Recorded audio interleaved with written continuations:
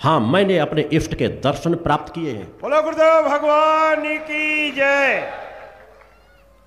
आज भी वो सब कुछ संभव है जो हमारे ऋषि मुनि करते थे। वैसे तपस्यात्मक जीवन तो जियो, वैसे कर्म तो करो, मगर समाज उससे दूर होता चला जा रहा है। समाज को क्या सिखाया जा रहा है? केवल लोभ, लालच समस्या है, केवल इसलिए भगवान की पूजा कर लो। तुम्हारी सबसे बड़ी समस्या तो तुम्हारे अपने स्वयं के अवगुण है जिनसे तुम नहीं निकल पा रहे हो। तुम्हारी सबसे बड़ी समस्या तो है तुम ज्ञानी होकर भी अज्ञानियों का जीवन जी रहे हो। तुम्हारी सबसे बड़ी समस्या तो यह है कि एक इतनी विशाल आत्म तत्व को लेकर के तुम दर दर भटक रहे हो। कब उस आत्म तत्व के प्रति आपका आकर्षण पैदा होगा? कब सोचो कि हमारी सबसे बड़ी मूल समस्या भौतिक जगत की नहीं है। वहां तो हम भूखे रह करके भी गुजारा कर सकते हैं, नमक रोटी खा करके भी गुजारा कर सकते हैं। आज भी ग्रामीण गरीबों के जीवन में चले जाओ, वो पूरा जीवन निर्वस्त्र गुजार देते हैं। एक एक चड्ढियों पे, एक एक बनियान में पूरा जीवन गुजार देते हैं।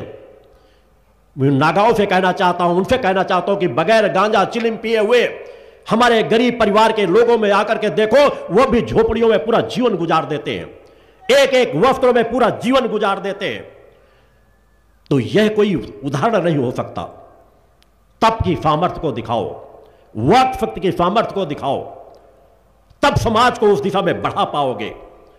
और आज अगर इतनी संस्थाएं होकर समाज को दिशा न दे पाए तो यह बड़ा दुर्भाग्य समाज का नहीं है, उन साधु संतों का है कि जो सिर्फ अपना पेट भरने में लगे हुए हैं। समाज को एक नई नई प्रक्रियाओं से जोड़ देते हैं, काल्पनिक कहानियां सुना सुना करके। लट्टू गोपाल को लिए लोग टहल रहे, अपने साथ साथ लिए क्यों नहीं एक छोटी छोटी कामनाओं की पूर्ति के लिए?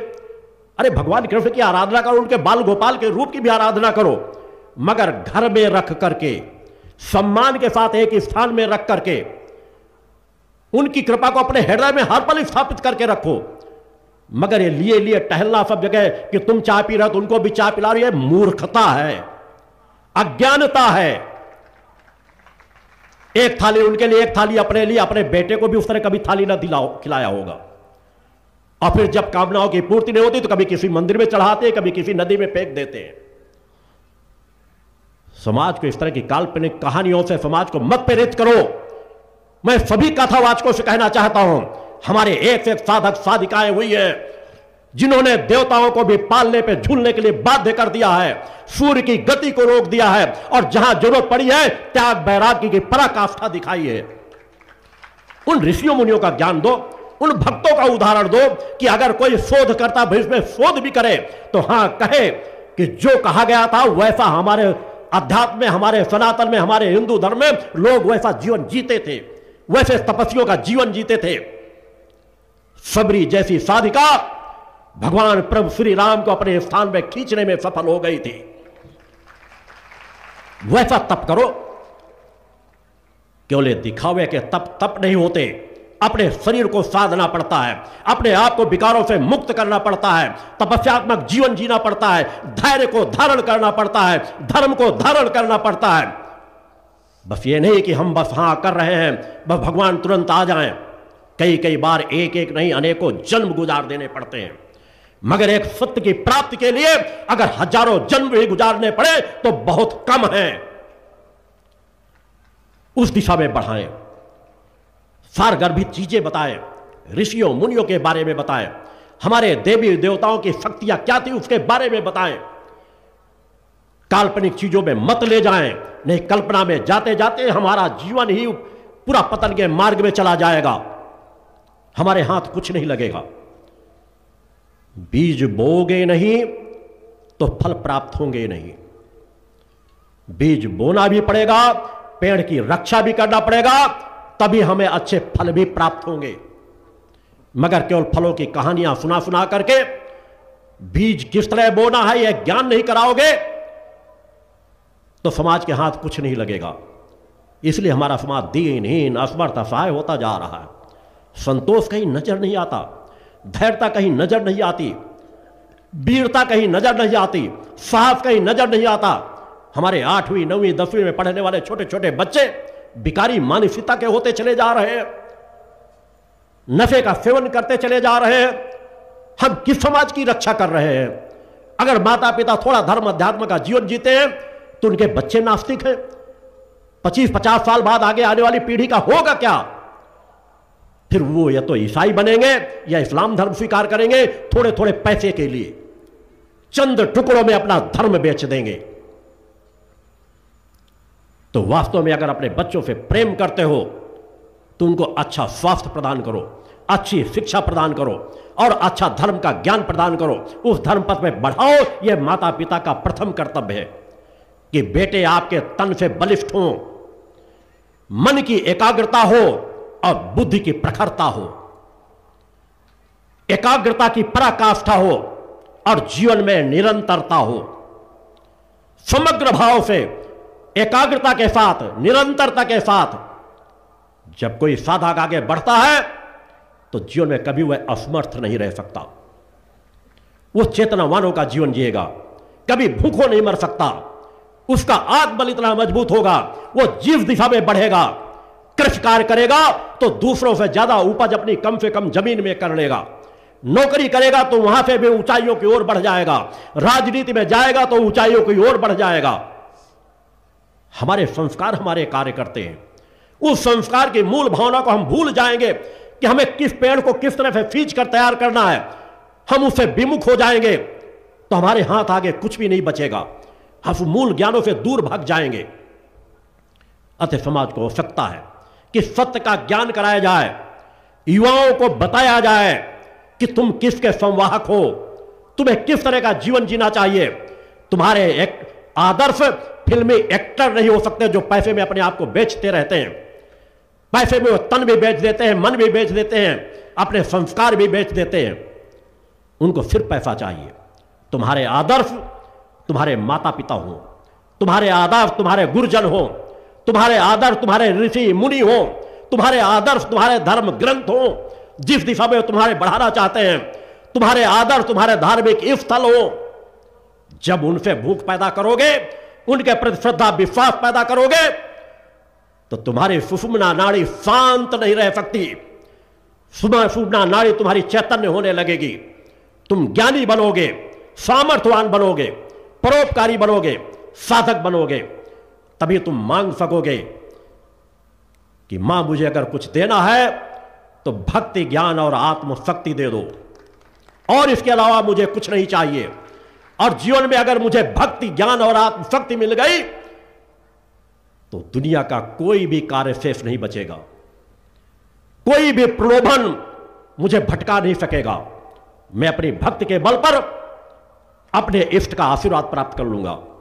अपने ज्ञान के बल पर अज्ञानता को हटाने में सफल हो जाऊंगा। और आत्मशक्ति के बल पर मैं जो चाहूंगा वह कर सकता हूं, क्योंकि मैं धर्म पथ पर बढ़ने वाला हूं। मैं धर्म पथ का राही हूं। सत्य के साथ कार्य करूंगा, सत्कर्म के साथ कार्य करूंगा। तभी आप कह सकते हो कि हां, परम सत्ता ने जो विधान बनाया है, आत्मा की अमरता और कर्म की प्रधानता, जो हमारे ऋषि मुनि बताते चले आए हैं, उस पर तुम्हारा विश्वास अडिग हो जाएगा कि हमारी आत्मा अजर अमर अविनाशी है और हमारे हर कर्म का फल हमें ही भोगना है, किसी दूसरे को नहीं। और हम अपने कर्म के बल पर जितना चाहे उतना अपना भविष्य सुंदर बना सकते हैं।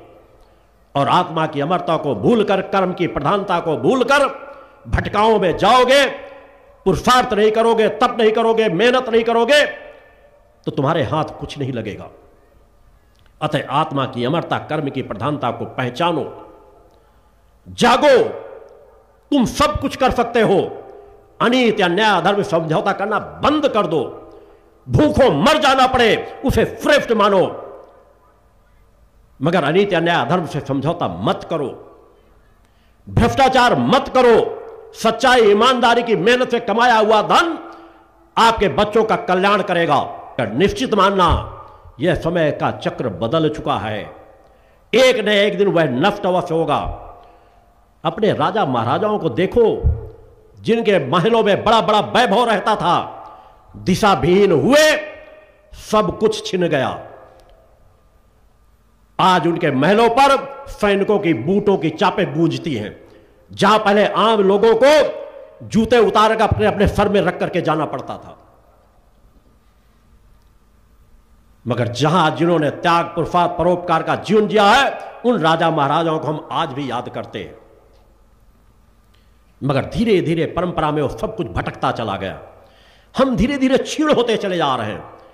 हमने केवल भौतिक जगत के उस दलदल की ओर बढ़ना प्रारंभ कर दिया है जहां मरना ही मरना है, कभी आत्म कल्याण नहीं होना, कभी मुक्ति नहीं प्राप्त होनी, कभी मोक्ष प्राप्त नहीं होना, और जन्म दर जन्म उस चक्र में उलझते चले जाओगे और एक दिन कीड़ों मकोड़ों की तरह जीवन जीने के लिए बाध्य हो जाओगे। अतः जागो, अपने आप को पहचानो। मैं कौन हूं, मेरा कौन है, मेरा कर्म क्या है, इन तीन बातों को समझने का प्रयास करो। जिस दिन इन तीन बातों को समझ जाओगे, तुम्हारा जीवन चक्र बदलने लगेगा। तुम्हारे जीवन में जितना सौभाग्य आना है वह सौभाग्य आकर के रहेगा। सौभाग्य के पीछे मत भागो, ऐसा कर्म करो, ऐसा पुरुषार्थ करो कि सौभाग्य तुम्हारे पीछे पीछे भागे।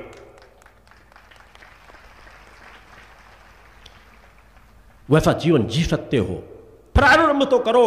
कहीं ना कहीं से तो शुरुआत करनी पड़ेगी, कहीं ना कहीं से तो अनीति अन्याय धर्म के विरुद्ध आवाज उठानी पड़ेगी, कहीं ना कहीं से तो अपने अवगुणों को नष्ट करना पड़ेगा कि बस जितना हो चुका बहुत हो चुका, अब मैं गलत रास्ते में नहीं जाऊंगा। अपने अवगुणों को खोज खोज करके उनको नष्ट करूंगा, सद्विचारों में जीवन जीऊंगा, विकारात्मक जीवन नहीं जीऊंगा, विचारात्मक जीवन जीऊंगा, धर्म पथ पर चलूंगा। यह तो सच्ची मां की भक्ति है कि मां ने जैसा तुम्हें बनाया था बस वैसे बन जाओ। मां जैसी तुमसे अपेक्षा करती है वैसे सदाचारी बन जाओ। तुम्हारे विचार अच्छे हो, तुम्हारा व्यवहार अच्छा हो, तुम्हारा आहार अच्छा हो, उस दिशा में बढ़ने का प्रारंभ तो करो। बहुत कुछ तुम बदल सकते हो। अन्यथा इसी तरह लट्टू गोपाल लिए लिए टहलोगे, कुछ हाथ नहीं लगेगा।